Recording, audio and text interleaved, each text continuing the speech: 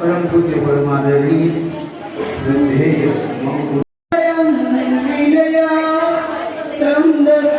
प्रणम्य समस्ते ईशं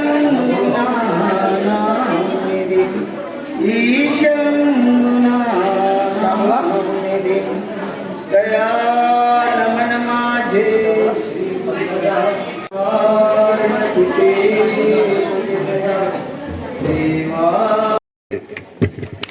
सर्वज्ञ श्री चक्रधर स्वामी की जय. की मग इंग्लिश मध्ये असो की मराठीत असो सुंदर बोलतात ते, अगदी सुंदर. त्यांचं हिंदीमध्ये मी त्या MP मध्ये आता मागे ऐकलं बालाघाटला. जे या सभेच्या अध्यक्षस्थानी विराजमान आहेत असे परमपूजनीय आदरणीय श्रद्धेय प्रातस्मरणीय ब्रह्मविद्या विभूषित आचार्य प्रवर श्री वडनेर भुजंग निवासी बाबाजींना मी आपल्या सर्वांतर्फे करबद्ध प्रार्थना.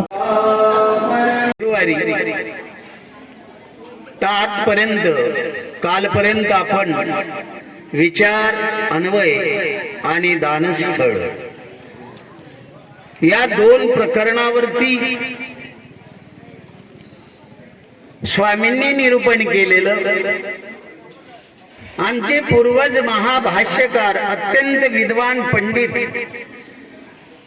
ज्यांनी प्रत्येक वचनाला शब्दाला विस्तारित रीतीने अर्थ केलेले आहेत ते तुमच्यापर्यंत पोहोचवण्याचा मी प्रयत्न केला. सगळ्यात महत्वाचं आहे त्यानं विराट पर्व वाचावा आणि ज्याला दैवराटीमध्ये बुद्धीचा अभिमान आहे त्यानं रिद्धपूर वर्णन वाखाणून दाखवावा. अशी हे अनमोल अशी ग्रंथ संपदा आमच्या पूर्वजांनी आमच्यासाठी तयार करून ठेवलेली आहे. हे ग्रंथ जर आपण वाचत राहिलो तर सहज आपल्यामध्ये विवेक निर्माण होतो, वैराग्य निर्माण होते आणि आपण या सृष्टीमध्ये का जन्माला आलो, कशासाठी आलो, नेमकं आपलं इच्छित साध्य काय ते आपल्याला सहज कळेल. हे जे ग्रंथ आहेत दानस्थळ नावाचा ग्रंथ त्याच्यामध्ये परमेश्वराच्या ठिकाणी जी दयामया कृपा करुणा आहे ती देवतेच्या ठिकाणी नाही, ती जीवाच्या ठिकाणी नाही. जीवा स्वार्थपर आहे, आपल्या स्वार्थाकडे तो धावत राहतो. आपलंच भलं व्हावं, आपल्यालाच मान सन्मान मिळावा अशा प्रकारची याची अपेक्षा असते.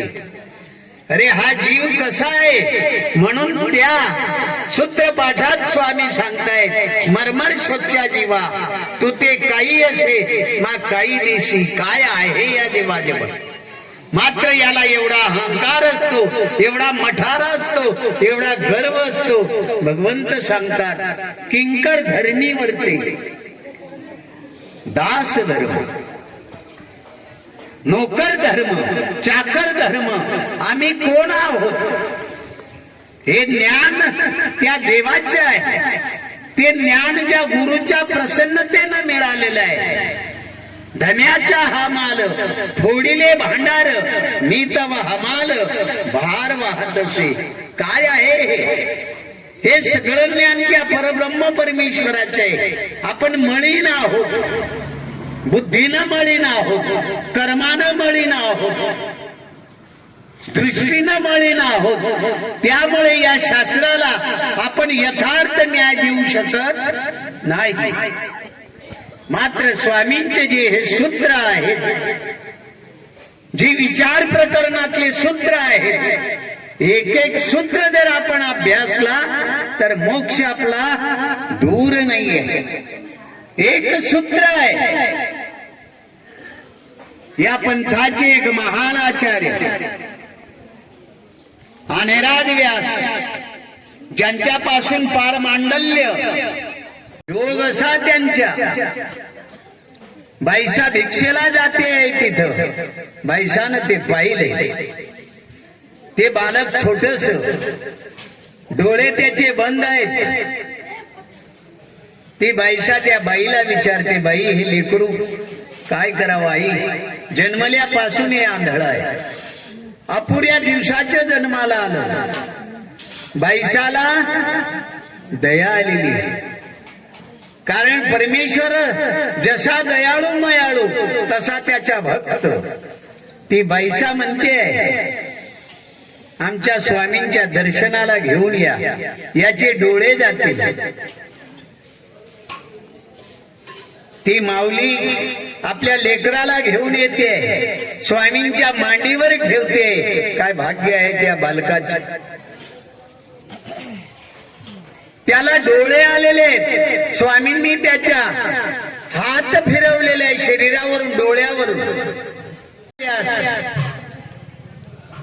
ते राजाच्या दरबारात असतात जी वैजाई राणी असते तिच्या इथं ते काही दिवस पर्यंत पुरोहिताचे कार्य करतात नंतर ते अनुसरतात आचार्यांच्या जवळ ते पारमांडल्य आचार्य अनिराज व्यास आचार्याच्या नंतर स्वतंत्र अटल विजन करत जातात आणि निमित्त विधीच्या त्यांना योग येतो जवळपास 100-150 लोक साधू संत त्यांच्या जवळ असतात आणि ते क्रमानं फिरस्ती करत निघत असतात मराठवाड्यात आष्टी जामगाव या भागामध्ये त्यांचा मार्ग आलेला आहे कुठेतरी रानामध्ये मार्ग उतरलाय हिवाळ्याचे दिवस आहेत आचार्यांचे रोज निरूपण असते 2-3 वेळ पोथी करणं जे मार्गामध्ये आचार्य आहे प्रमुख असतात त्यांचा हा व्यापार आहे पंजाबी बिडकर बाबा होते ते म्हणायचे अरे मार्ग इकडून तिकडून आला का बसा पोथीला वर्षातून 3 वेळा 3 स्थळाला ते पाळी देत होते पोथीशिवाय त्यांना जमत नव्हतं आणि राजव्यास पोथी करतायत एका सूत्राला धरून ते व्याख्या करतात ते त्यांचे प्रवचन दूर पर्यंत ऐकू जाते आहे हिवाळ्याची दिवस आहे एका गावातले एक पाटील आपल्या शेताकडे सकाळी सकाळी फिरायला गेलेले असतात त्यांच्या कानावर ते शब्द आलेले आहेत त्यांच्या अंतःकरणामध्ये ते शब्द बसलेले आहेत त्यांना दुःख उत्पन्न होते त्यांचे शरीर कापत असते अंगावरती रोमांच उठलेले आहे कारण ते जे ऐकलंय त्यांनी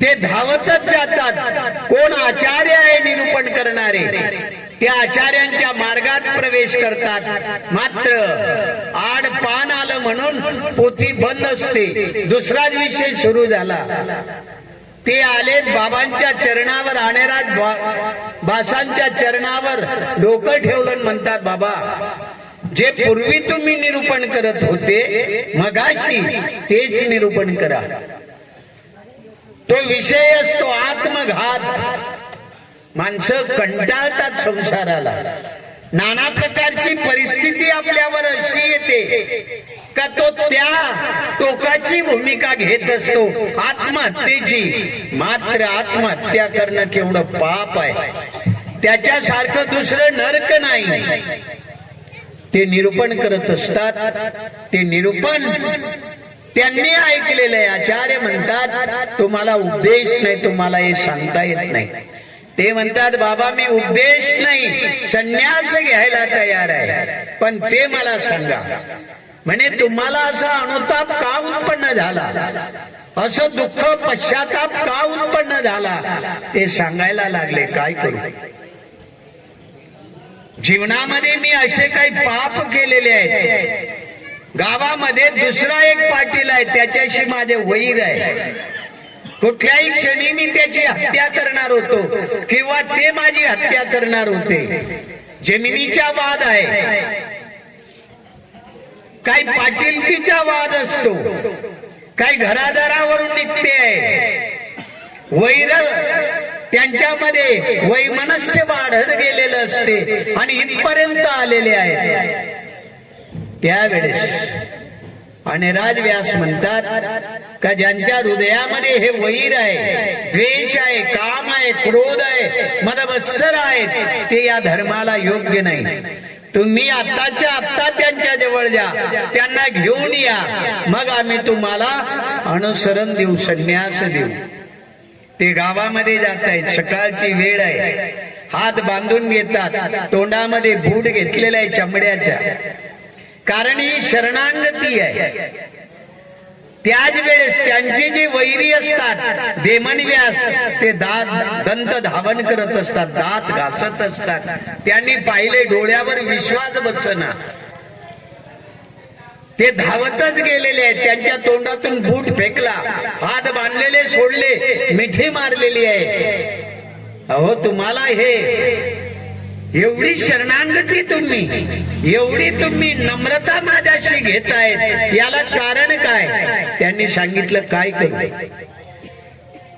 मला आज माझ्या जीवनाचं सार कळालेलं आहे. आतापर्यंत जी मी वैर करत होतो त्याच्यानं अनंत सृष्टी नरकयोनी मी भोगत आलेलो आहे. आताही मी तेच करणार होतो, मात्र एका संत पुरुषाच्या, महापुरुषाच्या त्या निरूपणानं माझे डोळे उघडले. तुम्ही माझ्या सोबत चला, कारण तुमच्याशिवाय ते मला अनुसरण देणार नाही, संन्यास देणार नाही. देमनव्यास म्हणतात, तूच काय घेतो, मी संन्यास घेतो. ते दोघंच्या दोघं तिथं आलेले आहेत आणि राजव्यासांच्या जवळ आले, पायावर डोकं ठेवलेलं आहे, दोघांनी संन्यास घेतलेला आहे. देमनव्यास त्यांचे नाव आहे, त्यांनी एवढा उत्तम आचार केला, काठी तळी सुकून पडत आहे. मात्र मनामध्ये त्यांचे 3 उल्लेख आहेत, 3 मनोरथ आहेत. त्यांनी ऐकलेलं असते, गगनाला गवसणी घालणारे परशुराम व्यास त्यावेळेस कवीश्वर कुलाचे आचार्य असतात. त्यांचे दर्शन मी घ्यावं, त्यांना एकदा पाहावं, कारण ज्ञानियाचं दर्शन घेणं महत्वाचं आहे. तया ज्ञानियाचे नी दर्शने पापा होती पुरश्चरणे, तयाच्या वेर्ण करावा कवने भलतेनी वंदावे. त्या ज्ञानियाच्या दर्शनानं ते महान आचार्य, त्यांचे मला दर्शन हवं आहे, मनामध्ये मनोरथ आहे. तदनंतर चांदेवाच्या पायरीवर स्वामी त्रिभंगी उभे राहिले, ते मला दर्शन त्यांचे व्हावं. आणि 3रं, रिद्धपूरचा जो राजमठ आहे त्याची जी भीतभंग आणि त्या पायऱ्या त्या मी नमस्काराव्या. मात्र त्यांचे वय झालेलं आहे, आचार करत करत क्षीण झालेले असतात. करायला जातात, त्यांनी पाहिले का विजनामध्ये बसलेले आहे, झाडाखाली आहेत, काटेरी झाडाखाली आहे. हे जातात, त्यांना भेटतात. परशुराम व्यास विचार करतात, हे पुरुष तर स्वीकाराचे आहे, यांना देव व्हायला पाहिजे, पुन्हा संबंधाला जायला पाहिजे, अजून का वाचलेले आहेत, यांचे काहीतरी मनोरथ असतील. विचाराची भिंत ती मी पाहावी. परशुराम व्यासाने देवपूजेची पेटी मागवलेली आहे, त्रिभंगी मूर्ती. ते म्हणतात, 3रं जे तुमच्या मनोरथ आहे, गगनाला गवसणी घालणारा परशुराम, तो परश्या, तो मी. दंडवत करतायत. मनात वाटलं का आता मी यांना भिक्षा आणून जीव घालू, मात्र सांगितलं नाही. गावात गेले भिक्षेला, तिकडून येईपर्यंत सोमन व्यास कैवल्य धामाला ते गेलेत. पुन्हा संबंध त्यांना झाला.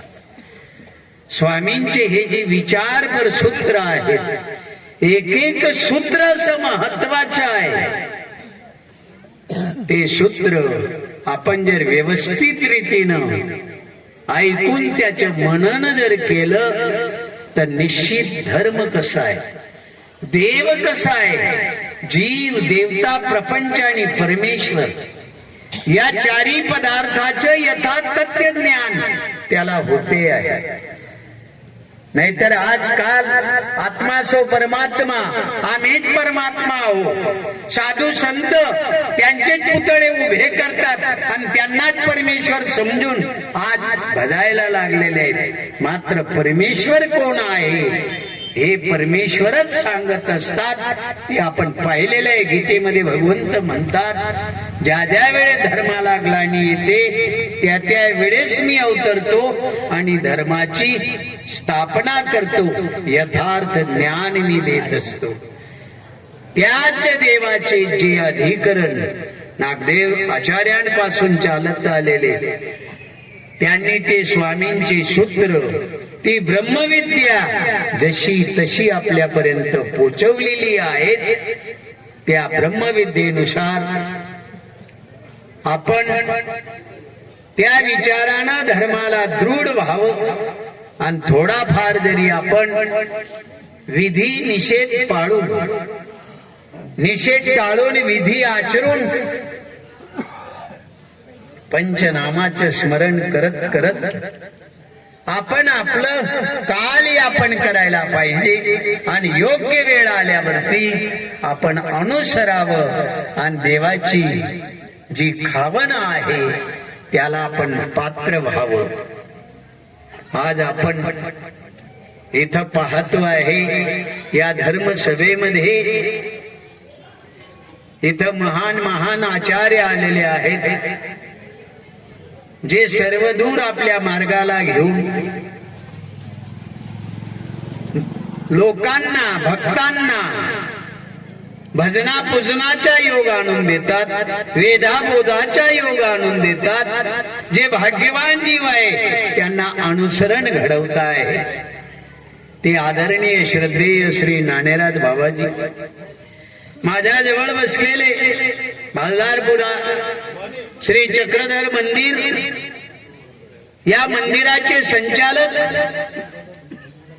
जे सातत्यानं आपल्या प्रवर्चनामध्ये विकल्पापासून आपण दूर व्हावं, कारण हाच विकल्प परमेश्वराच्या मुखानं आपल्याला ज्ञान होऊ देत नाही, ते सतत निरूपण करतात. आचार्य श्री तिलकराज बाबाजी ज्यांनी मधुर सुंदर असं आपल्याला पेटे हरिव्यासांचे उदाहरण दिले, कसे कसे अधिकारी जीव आहेत. बाबांनी सांगितलं का लो आली, ये लो आली. श्री प्रभू बाबाजी अवदास स्वीकार केलेलं ते उठून बसले आणि म्हणतात, अडचपुरीच्या वसू आला मा. त्या साधेला पाहून प्रसन्न झाले. 18 दिवस उपास ज्या देवाला, ते शक्य नाही. तो प्रसन्न होण्यासाठी देवोत देवची पाविजी, त्या देवानं जे सांगितलेले त्याप्रमाणे जर आम्ही वर्तन केलं तरच तो देव भेटत असतो, अन्यथा भेटत नाही. इथं जवळ असलेले विजनस्थळी तिथले दादाजी अनुपमुनी त्यांनी मार्गाची सेवा करताय. आमचे श्री गुरुजी तोंडा खैरीला आले होते, तेव्हाही ते घेऊन गेले. पंजाब मध्ये सहारणपूरला बरेच वर्षपर्यंत ते तिथलं संचालक पद सांभाळताय. त्या मंदिराचे अनेक सद्भक्त त्यांनी धर्माला लावलेले आहेत. आमचे बाबाजी सारंगधर बाबाजी, जे प्रथम पुष्प त्यांनी रोखलेलं आहे, ते बाबाजी आता सनातन मुनी, जे अनेकांना अनेक वर्षापासून या भागाला धर्माचा प्रचार करतायत. फार मोठं कार्य त्यांचे असते. हजारो लोक त्या कार्यक्रमाला असतात आणि तिथलं ते आयोजन अत्यंत सुंदर रीतीनं करतात. आत्ताच नुकतेच आलेले आदरणीय श्रद्धेय श्री पाटणकर बाबाजी हे थोर थोर विद्वान या बाजूला आहेत. यांच्याकडून आपण कधी ना कधी सत्संग ऐकायला पाहिजे, शास्त्र ऐकायला पाहिजे. आपल्याच जवळ आहे पण आपण त्याची किंमत करत नाही. आपल्याला दूरच दिसते पण जवळच आपल्या जवळ आहे हे दिसत नाही. आचार्य श्री कळमेश्वरच्या मंदिराचे संचालक बाबाजी आणि तुम्ही जमलेले सगळेच साधू संत, आमचे स्टेज संचालन करणारे आदरणीय श्रद्धेय श्री गोविंदराज बाबाजी, काल सुमधुर असं ज्यांच्या आपण भजना ऐकतो, मंत्रमुग्ध करतात असे आदरणीय श्रद्धेय श्री प्रसन्न मुनी दादाजी हे सगळेच आदरणीय वंदनीय आहेत. आणि आमच्या ताई या आश्रमाच्या संचालिका तपस्विनी विजूताई, ज्यांच्या असाच प्रेमाचा उपाय त्यांच्याकडून घडवून घेऊ आणि देव त्यांना प्रेमाला पात्र करू एवढं बोलून मी माझ्या शब्दाला विराम देतोय. सुसंगती सदा घडू, सुजन वाक्य कानी पडो, विषय सर्वथा सदंग्री कमळी दडो मुरडिता हटाने हडो, वियोग घडता रडो, मन भवत चरित्री जडो, मन भवत चरित्री. सर्वज्ञ श्री चक्रधर स्वामी की. बोलत राहावं आणि आपण ऐकत राहावं असं बोलणं बाबाजींचं आहे, असं निरोपण बाबाजींचं आहे, जे हृदयात ठसत बिजरूप होत. बाबाजींना अनेक अनेक धन्यवाद. आताच ज्यांचं नुकतंच सर्वज्ञ श्री चक्ररत्न आमचे ज्येष्ठ गुरुबंधू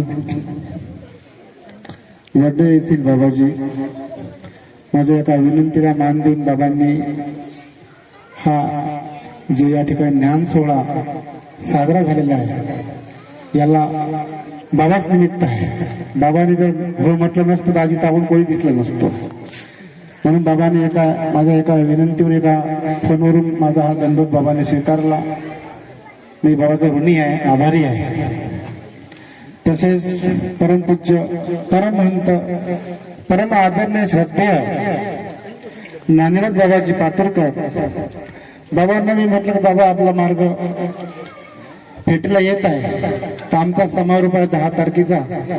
आम्हाला सकाळचा नाश्ता आणि दुपारचा पिठाहारण पूर्ण मार्ग आम्हाला आमच्या ठिकाणी आणावा. बाबांनी काय हरकत नाही. बाबाने एका शब्दावर विनंती, माझ्या एका शब्दाच्या विनंतीला देऊन बाबांनी पूर्ण मार्गासहित आगमन केलं. मी बाबाचा सुद्धा ऋणी आहे, आभारी आहे.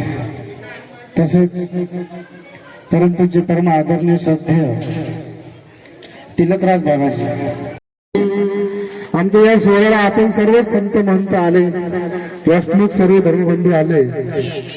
सुषमा दिदी येळकर परमपूज्य तपस्विनी, त्यांना म्हटलं का तुमचं संगीत मग रोचून ठेवू.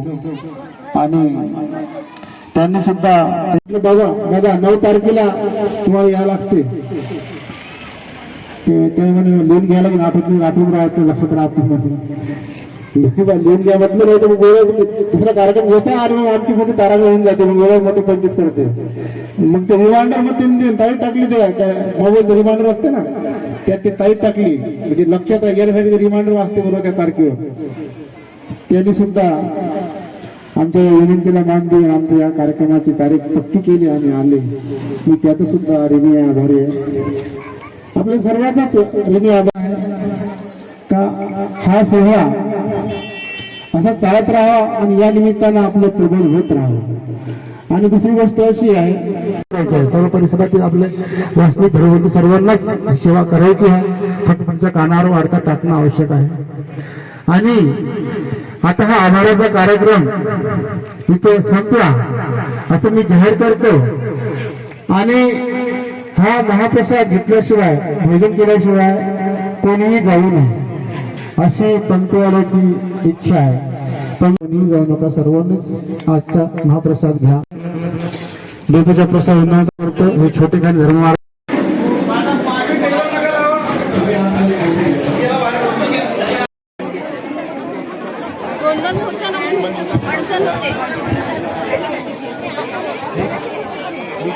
अरे इकडे गंधा अक्षत पाठवून द्या.